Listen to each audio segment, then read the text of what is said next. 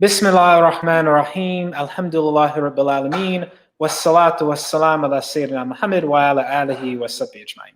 Good afternoon, everyone, and assalamu alaikum. May peace be upon you. This is Edward Ahmed Mitchell, the Deputy Director of the Council on American Islamic Relations, welcoming you to today's episode of CAIR on Air. Thank you so much for joining us. We hope you are all doing well and staying safe. Inshallah, today we're going to be discussing a topic that is international in nature and domestic in impact, and that is the topic of Ben and Jerry's. Many of you probably eat their ice cream, but as you may know, they are a company that believes in speaking up for issues of social and international justice, including human rights issues. And they recently did that, and it's got them in some potential legal hot water here at home. And so we're going to be discussing that situation, the legal implications, and what could happen next, inshallah. Before I bring on our special guest to discuss this, I just want to review for anyone who hasn't been watching the news what happened. So a few weeks ago, Ben and Jerry's announced that they were no longer going to sell their products to operate in the occupied Palestinian territories as of 2023. So they already weren't in Gaza, which is under a blockade, but they have been operating in the occupied West Bank. They've said they're going to stop doing that as of 2023 because of the Israeli government's human rights abuses, because of its occupation of that Palestinian land. Now, they also noted in a statement that was released that they plan to continue operating in the pre-1967 borders of Israel. Despite that, the Israeli government has, to put it mildly, gotten upset about this. They have launched what Axios referred to as a, quote, maximum pressure campaign against Ben and Jerry's, both to try to punish it for pulling out, to convince it to reverse course, and to try to scare other corporations into changing course. And there have been numerous organizations domestically and political groups that have supported the Israeli government. Obviously, on the political front, many Republican elected officials have supported the Israeli government over this American corporation. The Anti-Defamation League has spoken out against Ben and Jerry's over this issue. And it's, of course, very ironic because, again, Ben and Jerry's didn't endorse the boycott, divest, and sanctions movement. They didn't say we're pulling out of all of what's recognized as Israel. They said we're only pulling out of the occupied, what's considered by the UN to be the occupied territory. That's the only part they said they were pulling out of. And yet even that is not acceptable to the Israeli government or the Anti-Defamation League or the government's other supporters around the world. Now, one of the interesting things, and this is what we're going to talk about today, is that pro-Israel supporters have called on states that passed anti-BDS laws to activate those laws against Ben and Jerry's. Now, many of these BDS laws, anti-boycott laws around the country, they're not all identical. Some are different. For example, some might say that they will only punish Americans who engage in boycotts of Israel, recognized pre-1967 Israel. Whereas other laws might say, no, even if you boycott entities under the occupied territories in Palestine, that we're still going to try to punish you. So the laws vary from state to state. But what the Israeli government has said is they want to encourage states to activate those laws against Ben and Jerry's, an American corporation. In other words, a foreign government is openly saying they plan to interfere in America and try to convince state governments, which are supposed to be defending us, to weaponize anti-free speech laws against an American corporation. So we're going to talk today about the legal implications of this, what are in these anti-boycott laws, how could they be weaponized against Ben and Jerry's, and what are the legal counter arguments that Ben and Jerry's could make against these laws if they are activated against them. To discuss this, we have our special guest today, Justin Sadowski, who is a staff attorney, civil rights attorney with CAIR National, appellate attorney, expert extraordinaire. So this is right up his alley. And as you all may know, CAIR National has won multiple victories against anti-boycott laws, and Justin has played a key role in those legal victories. So Justin, good afternoon. Welcome back to the program. How are you doing? I'm doing great. How are you? I'm well, thank God. No complaints. So Justin, let me start by asking you a broad question. For those who don't know, just tell us a bit about these anti-boycott laws, these anti-BDS laws, and what they do. Obviously, not all are the same. Some are, do different things. But generally speaking, can you give us a flavor of what these anti-boycott laws do and what they're designed to do? Okay, so it's funny because you say what they're designed to do, and I try and tell this to people because there's this misunderstanding of these rules, and you saw it, I think, if you were following Twitter when Ben and Jerry's first made their announcement, that these laws make it illegal to boycott Israel. I mean, that would what they do, which I'll get to, is unconstitutional. Don't get me wrong, but they don't do that. There's anyone can under any of the state's laws, without any fear of criminal or civil liability, boycott Israel. What these laws tend to do are two things. One is they prohibit state and local governments from entering into government contracts with people, and people's maybe the wrong term here, but certain entities that boycott Israel. And two, they prohibit state and federal governments that entities that invest in things. Most often this is pension funds, right? Pension funds are controlled by often a comptroller who invests state money on behalf of state current and former state employees for pension funds. They prohibit them from investing in companies that boycott Israel, as each of those phrases define in their own very vague ways. So Ben and Jerry's is free to boycott Israel, even if these laws were constitutional. I don't think they are. We fought them. I strongly believe the First Amendment prohibits any sort of punishment, not just criminal punishment, against people exercising their First Amendment rights. The law's on their side, but what no one's tried to do as of yet is to put somebody in jail or make somebody pay a fine because a private entity, whether it's an individual or a company, boycott Israel. And the reason why they do that is, I think one of the reasons they haven't tried to do that is I think most people who the AIPAC lobby that pushes these laws know they're unconstitutional, and they basically want them to do literally nothing because they're worried that if it does something, people will challenge it in court and they'll win, and the laws will go away and they'll lose the symbolism of the law. Which is why every time CAIR has challenged these laws on behalf of an individual, the first thing the government tries to do is amend the law so it doesn't include CAIR's clients. And they try to make it very difficult for CAIR to find anyone the law applies to help represent them because they know we will win in court.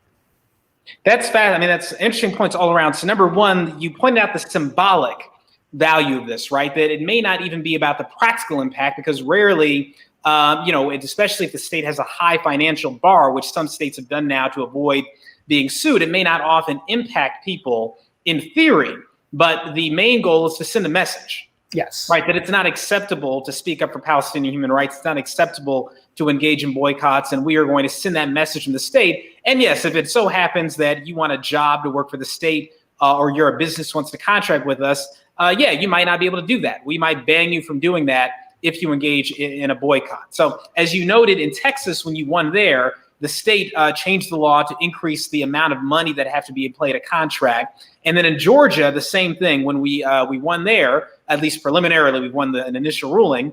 And the same thing, the state has tried to increase the financial amount to make it harder to sue. So I think you made a very good point that for the anti-Palestinian lobby, a lot of this is about symbolism, a symbolic slap in the face to Palestinian human rights activists. Nonetheless, very illegal, and it can have a negative and very real life effect on people, as was clear with our client in Texas. So Justin, let me ask you this. So I just want to say it's important for our audience to know, because I think this is the purpose of this law, is to make people not know that you should feel completely comfortable, unless you are a government contractee or the CEO or not even the CEO, a company, like the physical embodiment of a company that is listed on a stock exchange.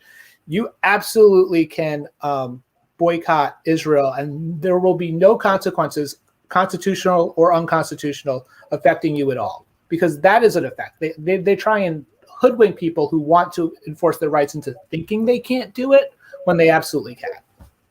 Right. Except, of course, if you're in a state where you want to work for the state. So, for example, in the state of Georgia, if you want a job for the state, you have to sign a contract and it's above a certain amount. Then you have to sign a contract saying, I don't boycott Israel. Now, you could still do it, but then you lose your job, right? So if you're a government contractee, that includes government employees in some states, not in others. Depends on how it's written. Exactly. Then yes, that you risk your government contractee, including employment status. But if you don't contract with the government, then these laws don't apply to you. And I just want to put that out there because I've met so many people who think they're not allowed to boycott Israel. Right. Regular private people. And the state wins when they put these laws out and they make you think that. Yeah.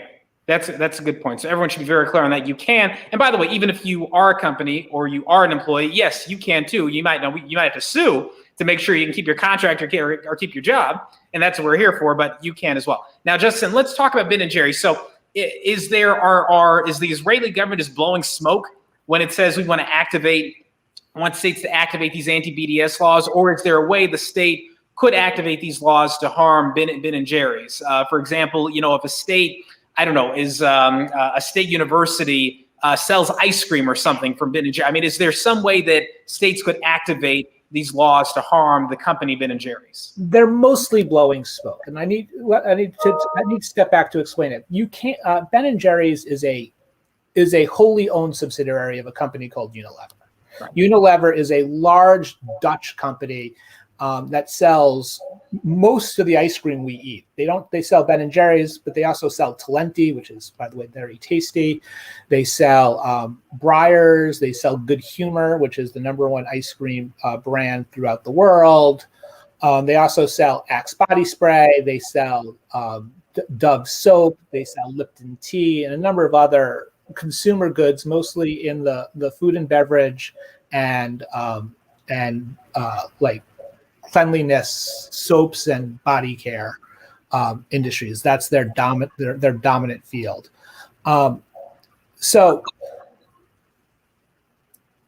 it would be a question of state law whether Unilever can get punished for the actions of Ben and Jerry's, because they're two separate companies technically, even though Unilever owns Ben and Jerry's. But one important thing to note that's very different is normally Unilever, a company that owns a subsidiary, can control it. Unilever could tell Ben and Jerry's to stop boycotting Israel.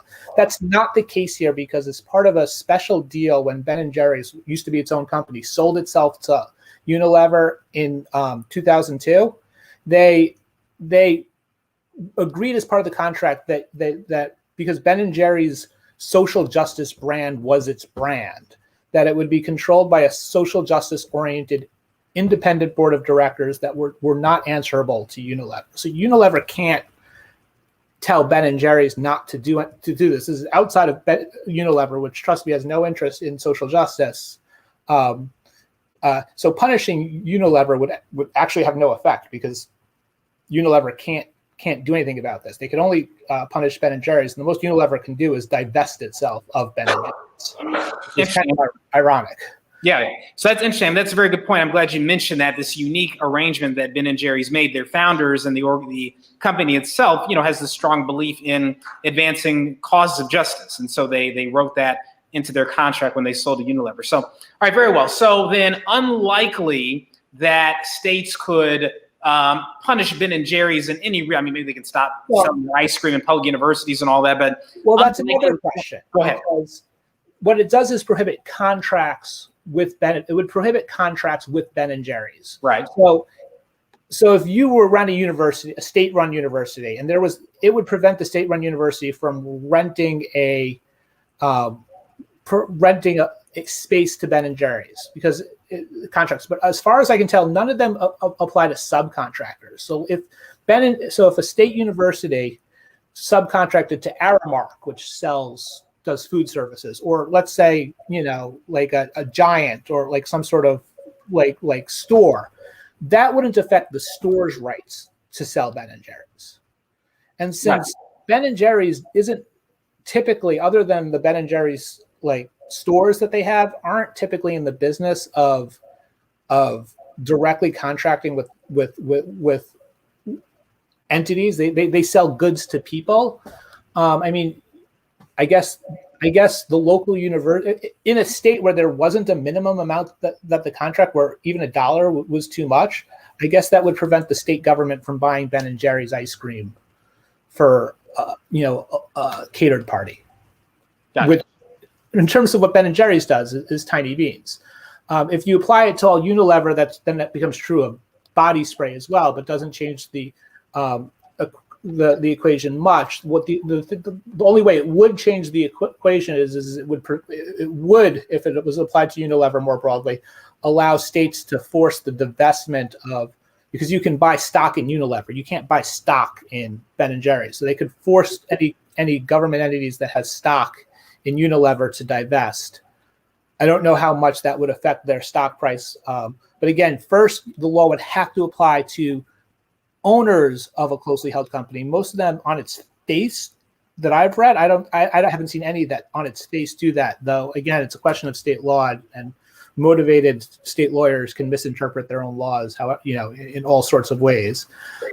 And two, I don't know even if they did do that, how much it would affect the stock price. I doubt a large percentage of Unilever stock is being held in this way. So, again, it would end up being mostly symbolism, which I think to some extent Ben and Jerry's might be unhappy with, because I think they might relish the chance to fight this in court. They're not doing this for the money. As I said, it's symbolism, but it's important symbolism.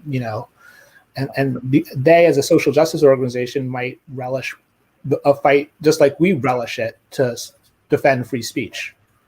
Yeah, I mean, that's the moving away from the law and just to policy and strategy. That's the irony of the anti-Palestinian movement, is that when they try to suppress speech, it just draws more attention to the issue, right? It makes their position less attractive to people in the middle, people who believe in free speech and believe in democracy and the rule of law.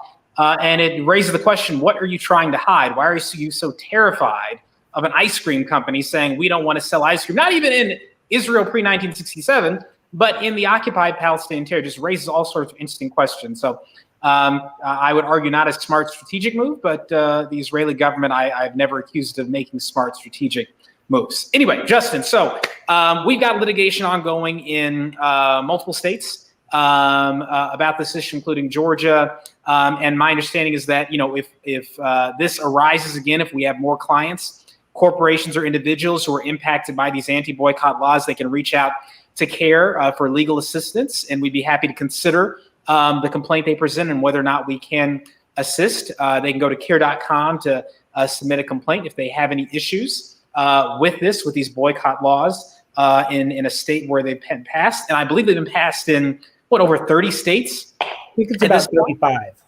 35 states. Yeah, remarkable. So, all right, the struggle continues. Thank you so much, Justin, for being on. We appreciate it. Thank you for the work you're doing. And God willing, we'll be in touch. Thank you. And thank you all for watching today's episode of CAIR on Air. We appreciate you joining us. As always, if you have any questions that you'd like us to answer during the program, just put them in the comments. And if you have any topic you'd like us to address, just send us an email at info@cair.com, info@CAIR.com. We appreciate it. And as you may know, you saw the news today, the Israeli government shot and killed another young person after the funeral of another young person who'd been killed by the Israeli government, tragically. And so, Ben and Jerry's, all of this, it's almost amusing, right, to see a government go to war with an ice cream company. But we have to remember, this is all very serious, and it's about a very serious issue, which is the human rights abuses of the Palestinian people. And so we thank Ben and Jerry's for their decision. We thank everyone who has bravely spoken up about this issue and about all human rights issues around the world, whether that's in Yemen or China or Egypt or Myanmar and so many other countries, Syria. I could run out of places to name. So anyway, thank you all so much for your work. Let's keep abreast of this issue. And inshallah, we'll see you all next Tuesday at 3 o'clock for the next episode of CAIR on Air. Until then, assalamu alaikum. May peace be upon you.